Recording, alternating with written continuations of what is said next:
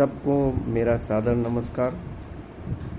आज हम एक ऐसे महत्वपूर्ण विषय पर चर्चा करेंगे जो बीएड, एमएड अथवा एजुकेशन के छात्रों के लिए तो उपयोगी है ही, यह सामान्य जनमानस और प्रत्येक मनुष्य के लिए उपयोगी है। सामान्यतया लोग आपको यह कहते हुए दिखाई पड़ने लगे हैं कि शिक्षित व्यक्ति प्रायः इमोशन लेस होता जा रहा है। ऐसा क्यों है? क्या शिक्षा अपने उद्देश्य की प्राप्ति नहीं कर पा रही है? जैसा कि शिक्षा का उद्देश्य था सामाजिक विकास करना, मानसिक विकास करना, भावनात्मक विकास करना, प्रख्यात भारतीय शिक्षा शास्त्री और विदेश में अपनी मेधा का लोहा मनवाने वाले आदरणीय हमारे प्रेरक स्वामी विवेकानंद जी ने कहा है कि education is the manifestation of inner power which is already exist. यानी हम किसी भी व्यक्ति के अंदर जो योग्यता है उसी को बाहर कर सकते हैं और शिक्षा इसी दिशा में काम करती है। चूंकि मनुष्य ईश्वर की एक अद्भुत रचना जिसमें उस ईश्वर ने भावनाओं का भंडार भर के रखा, लेकिन क्या कारण है कि हम ज़्यादा मार्कशीटें तो प्राप्त कर लेते हैं लेकिन इमोशन वाला फैक्टर कम पड़ता जाता है। सामान्य रूप से शिक्षा दो प्रकार से संचालित होती है। पहले प्रकार की शिक्षा वह शिक्षा है जो हमें घर परिवार, किसी वस्तु से, किसी व्यक्ति से, किसी स्थान से प्राप्त होती है। एक वह शिक्षा है। दूसरे प्रकार की शिक्षा जो हमें विद्यालयों, मकतबों, मदरसों, महाविद्यालयों, विश्वविद्यालयों में प्राप्त होती है, उसे सैद्धांतिक शिक्षा कहते हैं। यहाँ पर प्रायः जनमानस यह कहता हुआ सुना जा रहा है कि पहले के बच्चे अच्छे थे, यद्यपि उनके पास मार्कशीट नहीं थी, और आजकल के पढ़े लिखे बच्चे, यह देखा गया है कि उच्च शिक्षित परिवारों में सामाजिक विघटन की घटनाएं ज्यादा हो रही हैं। यह भी देखा जा रहा है कि जो विकसित देश हैं वहां ओल्ड एज होम का कल्चर बढ़ रहा है। यह भी देखा जा रहा है कि जो अच्छी योग्यताओं को रखे हैं उनके वहाँ पारिवारिक समस्याएं ज़्यादा हो रही। तब हमारे सामने प्रश्न उठता है कि क्या एजुकेशन इमोशनल एटीट्यूड को बढ़ाने में सफल है अथवा असफल है अथवा कमज़ोर है? अगर पूर्णतया एजुकेशन सफल होती तो निश्चित रूप से एक इमोशनल इन्वायरमेंट का सृजन होता। Education and emotion should be associated with each other, एक दूसरे से संबंधित होना चाहिए। यानी अगर कोई एजुकेटेड है तो वो इमोशनल एटीट्यूड को रखे। Other words we can say that if education not produce emotional attitude, then education need a proper treatment. यदि शिक्षा इमोशनल एटीट्यूड को बढ़ा नहीं पा रही है तो फिर हमें किसी न किसी ट्रीटमेंट की आवश्यकता है। अब हमारे सामने प्रश्न यह उठता है कि हकीकत में इमोशन है क्या? इमोशन वह मानसिक शक्ति है जो हमें किसी दूसरे की मदद करने के लिए प्रेरित करती है। अगर हम सड़क पर जा रहे हैं और कोई बूढ़ी महिला सड़क पार कर रही है और हम अपने आप को पढ़ा लिखा कहते हैं, लेकिन यदि उस बूढ़ी महिला को उतर करके सड़क पार नहीं कराते हैं तो मनोविज्ञान यह कहेगा कि आपके पास इमोशन लायक कोई चीज नहीं है। स्वामी विवेकानंद जी लिखते हैं एक जगह पे कि यदि पड़ोस का बच्चा भूखा मर रहा हो तो पड़ोसी का खाना खाना, भोजन करना श्रेयस्कर नहीं। इसका सीधा सा मतलब यह हुआ कि इमोशन, संवेदनाएं अथवा भावनाएं हमारे उन गुणों का संग्रह है जो हमें समाज में एक प्रभावी मनुष्य के रूप में स्थापित करती है।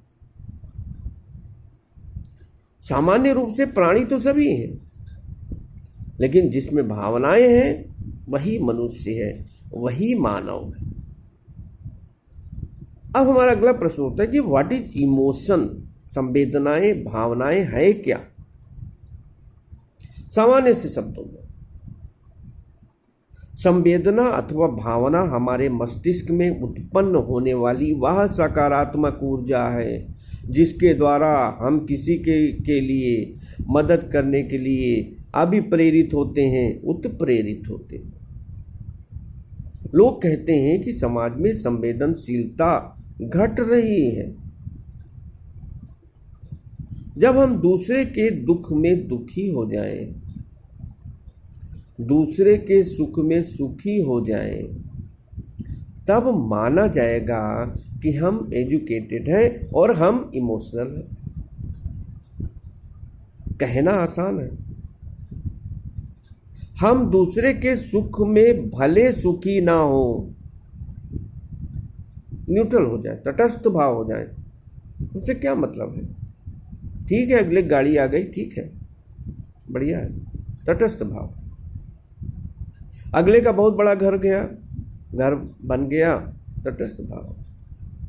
दूसरे के सुख में सुखी भले ना हो, लेकिन दूसरे के दुख में सुखी अगर होते हैं तो आप निगेटिव इमोशन से ग्रसित हैं, आप में नकारात्मकता का समावेश है। दूसरे के दुख में दुखी जरूर होना यह संवेदनशीलता अथवा भावना प्रधान व्यक्ति की निशानी है। जितना ज्यादा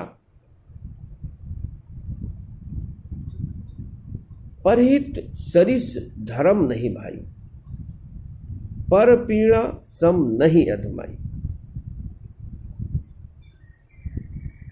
दूसरे का हित अथवा दूसरे के सुख में भले कोताही कर दो, लेकिन दूसरे के दुख में दुखी बिल्कुल ना होना, ये आपकी संवेदनशीलता को दिखाती है। First, emotion is A positive energy. Emotion में एक ऊर्जा होती है, एक ताकत होती है। महसूस करके देखिए,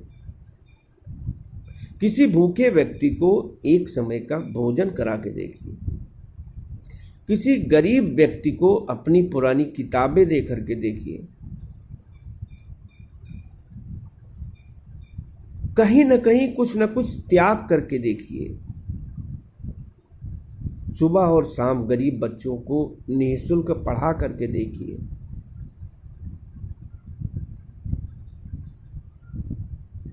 अपने परसे हुए भोजन को किसी दूसरे को दे करके देखिए, किसी भी दूसरे की मदद करके देखिए, आप देखेंगे कि आपको एक पॉजिटिव एनर्जी प्राप्त होगी। Because positive emotion produce positive energy. In other words we can say that negative emotion produce negative energy. Second, emotion is a oil between human and his problem। Emotion एक तेल है, एक lubricant है जो जीवन की गति को तेज प्रदान करता है। जो व्यक्ति इमोशनल होता है, संवेदनशील होता है, वह अपनी समस्याओं को सही तरीके से सोचता है और इमोशनल व्यक्ति जो है वो समाज में प्रायः सम्मान पाता है। ये अवश्य कि निगेटिव लोगों की संख्या बढ़ने के कारण प्रायः इमोशनल व्यक्ति को एक रोल प्ले करने वाला देखा जाता है। यदि आप किसी की मदद करते हैं समाज में तो लोग यही कहेंगे, अरे नाटक कर रहे हैं। अगर आप किसी व्यक्ति को खाना खिला रहे हैं तो लोग कहेंगे ये एक नाटक कर रहे हैं। लेकिन नहीं, इमोशन तो आपके संबंधों में एक गति प्रदान करता है। यह इमोशन चाहे पति पत्नी के मध्य हो, भाई भाई के मध्य हो, भाई बहन के मध्य हो, पिता पुत्र के मध्य हो, किसी के मध्य हो, अगर इमोशन होता है, यह इमोशन ही है जिसके कारण एक भाई दूसरे भाई के ऊपर किसी प्रकार के आक्रमण को सहन नहीं कर पाता। लेकिन इमोशन की कमी ही है कि एक भाई दूसरे भाई के खून का दुश्मन हो जाता है। Third, emotional attachment is necessary between stimulus and organism. समान रूप से मनोविज्ञान का यह विचार है कि बिना किसी उद्दीपक के किसी भी प्राणी के द्वारा कोई भी अनुक्रिया नहीं की जा सकती। यदि हमारे पास पॉजिटिव स्टिमुलस हो, एक कहानी है, एक परिवार में एक बूढ़ा व्यक्ति, उसका लड़का और उसका लड़का। बूढ़े को कोई बीमारी हो गई तो बूढ़े का सामान सब बाहर रख दिया गया, खाना पीना बाहर रख दिया गया। कोई छूत की बीमारी हो गई, संक्रामक रोग हो गया। इमोशनल अटैचमेंट की बात हम करते हैं केवल। उसके लड़के ने उनका बिस्तरा, उनका रहन सहन बाहर के अलग कमरे में कर दिया, उसमें कोई नहीं जाता था। उनके लिए एक बर्तन रख दिया गया और उसमें खाना उनको दे दिया जाता। एक दिन वह बर्तन खो गया, बड़ी संवेदनशील कहानी। तो उस बूढ़े के लड़के ने अपने लड़के से, यानी बूढ़े के पोते से पूछा कि बेटा वो बर्तन कहाँ है, उसमें दादाजी को खाना दिया जाता है। आंख से आंसू आ जाएंगे। उस पोते ने, जो आइडियली एजुकेटेड है by his father and mother, जो उसके माता पिता ने सिखाया, उसने कहा उस डिब्बे को मैंने संभाल के रखा है, जब आप बूढ़े हो जाएंगे और आपको कोई बीमारी होगी तो हमको उस डिब्बे की आवश्यकता होगी, और वह डिब्बा मैंने संभाल के रखा है। पिता की आंख में आंसू आ गए और उसमें यह शिक्षा जागृत हुई कि जो हम अपने पिता के साथ करते हैं वही ब्याज सहित हमारे लड़के हमारे साथ करें। तो then emotion gives us positive energy. यदि हम इमोशनल, तो निश्चित रूप से हमारे साथ इमोशनल व्यवहार ही होता है। भावनाओं संवेदनाओं से तात्पर्य मनुष्य को उस शक्ति से परिचित कराना है जिससे लक्ष्य की तरफ उन्मुख हुआ जा सके। अब हम थोड़ा सा एजुकेशन और इमोशन के बारे में चर्चा करेंगे, उसकी रिलेशनशिप के बारे में चर्चा। First, education and personal emotion. 3 प्रकार के main emotion, fear, anger, affection. यदि शिक्षा प्राप्त करने के बाद अगर हमारे मन में अफेक्शन अथवा अनुराग की भावना उत्पन्न नहीं होती, अफेक्शन सबसे उच्च स्तर का संवेग, उच्च स्तर की भावना है। यदि शिक्षा प्राप्त करने के बाद हमारे में अफेक्शन नहीं होता, तो आप मान के चलिए उस शिक्षा में कुछ न कुछ परिवर्तन किए जाने की आवश्यकता। प्रारंभ में वैदिक शिक्षा गुरुकुलों में होती थी।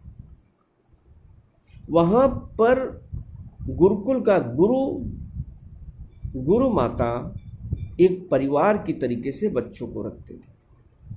किसी भी प्रकार का भेदभाव नहीं होता था। उसका परिणाम यह होता था कि उन छात्रों का अपने गुरु और उसके परिवार के साथ, गुरु भाइयों के साथ एक अफेक्शन अथवा अनुराग स्थापित हो जाता था। यानी यदि शिक्षा अनुराग की उत्पत्ति करती है तो वो माना जाएगा कि एजुकेशन इमोशनल है। Second, education and school emotion, बड़ी संवेदनशील। क्या शिक्षा विद्यालय, महाविद्यालय अथवा विश्वविद्यालय के छात्रों में यह इमोशन भर पा रही है जिससे वह महाविद्यालय की संपत्ति को अपनी संपत्ति समझे? प्रायः गुरुकुलों में गुरुकुल का समस्त कार्य वहां के विद्यार्थी बौद्ध धर्म में भिक्षु करते थे। पूरे विद्यालय की साफ सफाई व्यवस्था, भोजन बनाने का काम सारा का सारा वही करते। जब आप किसी भी संस्था को अपना समझेंगे तो अगर कोई सामान कहीं जगह पर गिरा पड़ा हुआ तो आप उसे तुरंत उठाएंगे। सपोज कीजिए, मैं अपनी बात करता हूं, हमारे महाविद्यालय में अगर कोई गंदगी दिखाई पड़ती है, अगर कोई नल खुला दिखाई पड़ता है, तो मेरा भरसक प्रयास यह होता है कि उसको बंद कर दिया जाए।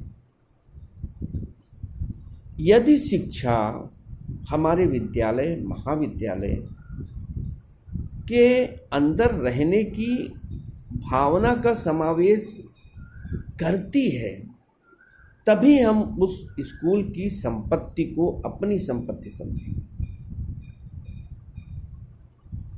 पुराने जमाने में तो नहीं देखा जाता था कि किसी गुरुकुल में और वहाँ पर छात्रों ने किसी प्रकार का उपद्रव किया, लेकिन आज जो बड़े बड़े विश्वविद्यालय हैं, बड़े बड़े महाविद्यालय हैं, प्रायः छात्रों के द्वारा विभिन्न प्रकार की नकारात्मक घटनाएं की जाती हैं। एक मनोविज्ञान का स्कॉलर होने के नाते मैं छात्रों को दोषी नहीं मानता। इसके लिए दोषी कौन है? इसके लिए दोषी एजुकेशन है। एजुकेशन छात्रों में विद्यालय के प्रति भावनात्मक संस्कारों का समावेश नहीं कर पा रही। यानी एजुकेशन ऐसी होनी चाहिए जिससे हम महाविद्यालय अथवा विद्यालय को अपना समझें। जब आप महाविद्यालय अथवा विद्यालय को अपना समझेंगे तो वह विद्यालय और महाविद्यालय आपके घर की भांति हो जाएगा, और जिस तरीके से घर में पहुंचने पर आपको सुकून की प्राप्ति होती। एक बार हमने अपने महाविद्यालय में एक लड़की से पूछा, हमने कहा कि अगर तुमको कोई परेशान करता है तो तुम कहाँ सबसे पहले जाना पसंद करोगी? उस लड़की ने कहा कि हम अपने घर जाना पसंद करेंगे। हमने कहा घर जाना क्यों पसंद करोगी? क्योंकि उसने कहा बड़ी मासूम में कि वहाँ इमोशनल अटैचमेंट मिलता है। दूसरा प्रश्न हमने किया कि अगर यही घटना कॉलेज के बाहर निकली हो और उधर से कहीं दंगा हो रहा है तो कहाँ जाओगी तुम? तो उसने कहा कि हम कॉलेज में आना पसंद करेंगे। हमने पूछा कॉलेज में क्यों? क्योंकि उसने कहा कि कॉलेज में भी मुझे परिवार की तरीके से महसूस होता है। तो जब एजुकेशन के दो महत्वपूर्ण फैक्टर टीचर और स्टूडेंट में से टीचर इस तरीके का इमोशनल एटीट्यूड प्रस्तुत करता है कि छात्र उसमें अपनी अभिभावक की भूमिका को देखने लगे, तो वह संस्था इमोशनल इन्वायरमेंट पॉजिटिव तरीके से तैयार करती। Third, education and national emotion. हम किसी न किसी समाज अथवा देश के निवासी। सैनिक हमारी सीमा पे इसलिए डटे हुए हैं क्योंकि उनमें एक इमोशनल अटैचमेंट है। उनके रहते हुए कोई भी सीमा से पार नहीं कर सकता। केवल इमोशनल अटैचमेंट ही उनको शक्ति प्रदान करती है। इमोशनल अटैचमेंट के कारण ही वह भयंकर सर्दी में, भयंकर गर्मी में, भयंकर बरसात में खड़े रहते हैं। जितना ज़्यादा जो भरा नहीं है भावों से, बहती जिसमें रसधार नहीं, वो हृदय नहीं है पत्थर है, जिसमें स्वदेश का प्यार नहीं। यदि शिक्षा हमारे में ऐसी भावनाओं का समावेश करते हैं जिससे हम राष्ट्र प्रेम की तरफ अवगत होते हैं, राष्ट्र